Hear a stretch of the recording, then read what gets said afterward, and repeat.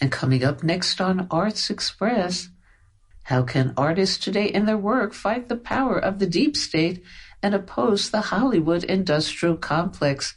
And is there really such a thing as art that is not political? Here to bring clarity to those issues and more is Heartland painter, mixed media, and photomontage Iowa artist Peter Wise, sorting it all out. Peter, as an artist, why is the issue of politics something that you're concerned about? Well, to me, art without politics or any kind of social dimension to it is only half. It's half of a horse, you might say. It's pretty. It looks good above the couches, but it really doesn't have any relationship with the societal conditions that it's created in, and it's enhanced by political thought. And while the eternal debate exists about political art and those who insist art should be free of politics to be considered art at all, on the other hand, isn't all art political in one way or another, even when professing to be free of politics? Oh, absolutely, that's true. People, well, from a Marxist point of view, people who are viewers have a social consciousness which they're probably not aware of. It's usually a false consciousness. For instance, any beautiful landscapes are not just beautiful landscapes. They're informed by the superstructure of society in which they're created. In other words, it means all is good, all is pleasant. We all live wonderful lives. That's the false consciousness part of it. Yes, they are beautiful by themselves, but they don't tell people too much about themselves or the history of how they got there. You could say any 19th century painting by the Hudson River Valley painters, which showed a paradisical, well, it was the United States by then, excluded any thoughts of the genocide that occurred before those paintings could be made. And that's only one example. I think you take any Western society and you have complacency immediately in the painting, and people look at them and think, well, everything's good here. You know, we're all doing well. I'm all right, Jack. But the fact is that paintings are created under historically conflicting situations as well as during peacetime. And where would you say most artists fit in ideologically in the scheme of things, assuming that most, whatever their current class status as a result of celebrity or, on the other hand, economic failure, that most originate in the middle class and all the baggage that entails that they bring with them? In other words, what do you see as the potential limitations of artists and, by extension, their art in the ideological conflict between art dedicated to mass rebellion and revolution and, on the other hand, their contradictory identification with individual freedom of the artist as being the most important thing? Whoa, that's a weighted question and a very complicated one. First, I would say that the duty of art is to keep up with the ideological oppression of the people, the alienation, the almost anesthetizing of the people into everything's good. So I'd say it's art's duty. In the 19th century, painting was a very good way to contradict the state or the actions of the state. But we moved on. So any forms of art have to keep up with the ability of the state to control all means of communication. And in that way, films are very important to contradict the day-to-day operation of the government if it's oppressing the people. As for an individual towing an ideological line, and I have to say that art from the left has always been superior to art from the right, because art, for instance, in the Third Reich was obviously propagandistic, and all it was created for was to oppress the people and propagandize genocide and racism and all that. It's a little more complicated in post-World War II things, but still the left has, it's almost like we've got on our side. I'm not going to say that. Please don't quote me on that. But the value of art is certainly greater from leftist positions than it is from rightist positions. I don't know why that is particularly. maybe because people are taught not to be free thinkers if they're ideologically to the right.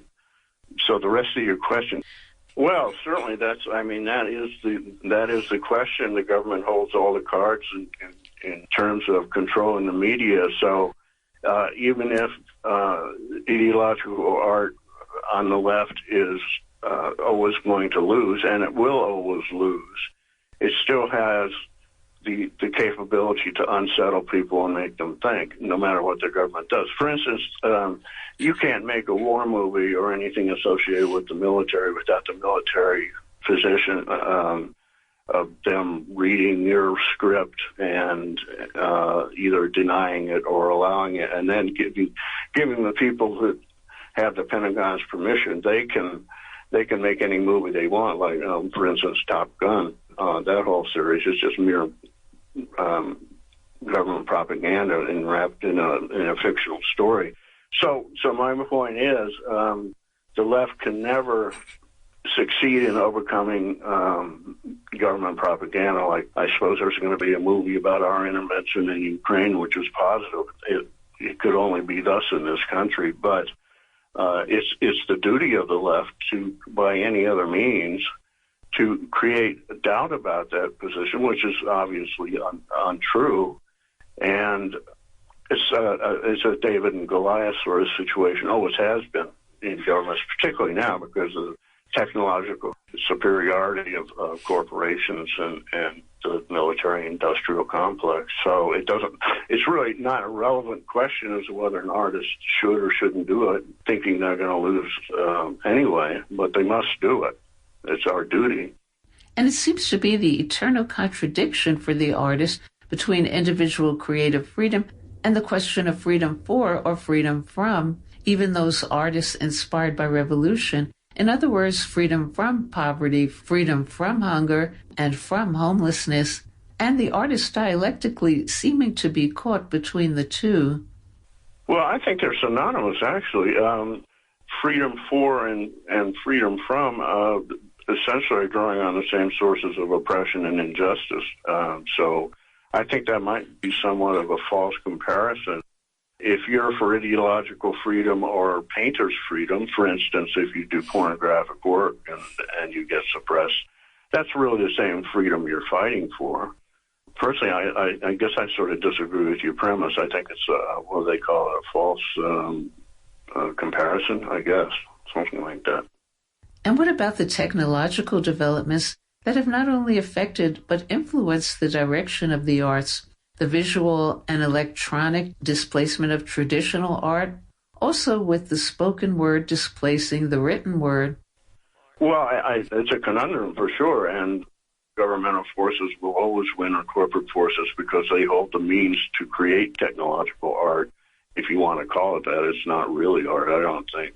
But the left, of which I am a part, should always try to keep up, whether they can or not. That's not really the point. The point is to adapt the same weapons that your oppressor uses against you. So if you were a painter in the 1960s and painting has become less effective, although I would argue that that's not true, because past painting also speaks to future predicaments. Like I'm thinking of Barbara Kruger in the 60s, who was a hugely popular and effective feminist painter, anti-consumer painter. Her work is still just as relevant as it was back then, if not more. And Sue Ko, another person who has bravely challenged the so-called establishment her entire career, and there's hundreds of painters like that.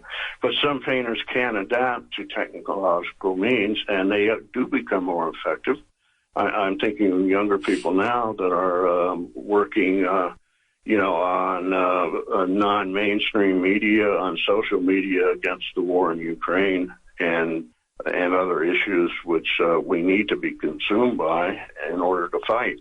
So I don't see it as a huge problem. I do see it probably not as optimistically as some people would like, but it's an equation of power against powerlessness, and we have to at least maintain what powerlessness we have, if you excuse that sort of paradox.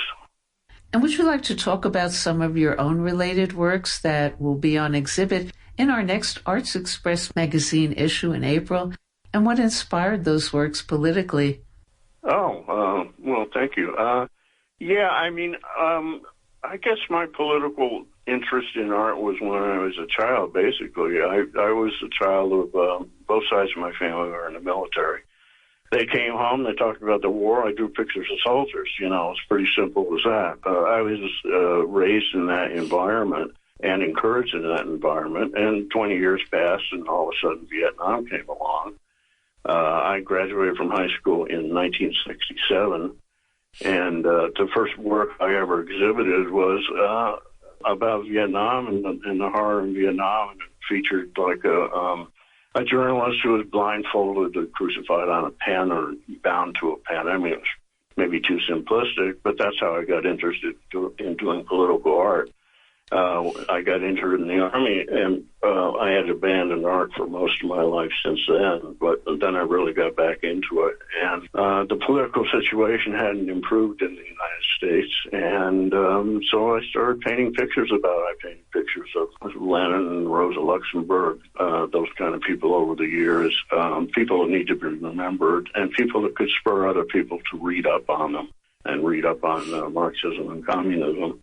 And was the coming of the digital age. At first, I had rejected it, but then I realized that was silly, because if you're going to influence people, you have to influence them on the media that they read or look at.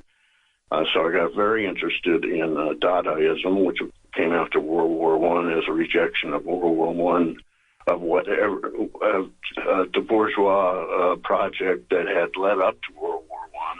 And I haven't stopped doing that since. I started with cut and paste collage, and then I graduated to digital work when it became physically impossible for me to have the fine motor skills to do cut and paste, and I'm glad I did it. Social media is an excellent place to display any kind of work, and especially political work, because it's up to date. It's young people tend to use it a lot. Young people are looking for answers as to why their lives suck, I think, in a lot of ways, and why all these wars perpetuated by the United States keep going on year after year after year. So that was kind of in brief, my evolution into doing digital work. And if I could do movies, I'd do movies. But that's a collective effort. It's not an individual effort. And what direction would you hope art to take in the future, and to best make a political impact on the world? Well, certainly to keep up on the digital airwaves, and now people can make movies. Younger people, younger, more versatile, flexible minds than me can figure out how to make movies and make their statements and not depend on corporate banking to invest in their work. They become a real subversive threat to the world as it is. And the world as it is getting worse and worse, in my mind, more and more oppressive, the gulf between the rich and the poor and all that. So I think that's the future. I think young people will, hopefully they'll read enough theory and history of leftist ideology, socialist ideology, that they can process it and then present it new among their peers and anybody else who cares to watch or listen. To spread the message that this isn't the world we have to have, it's the world we've been given.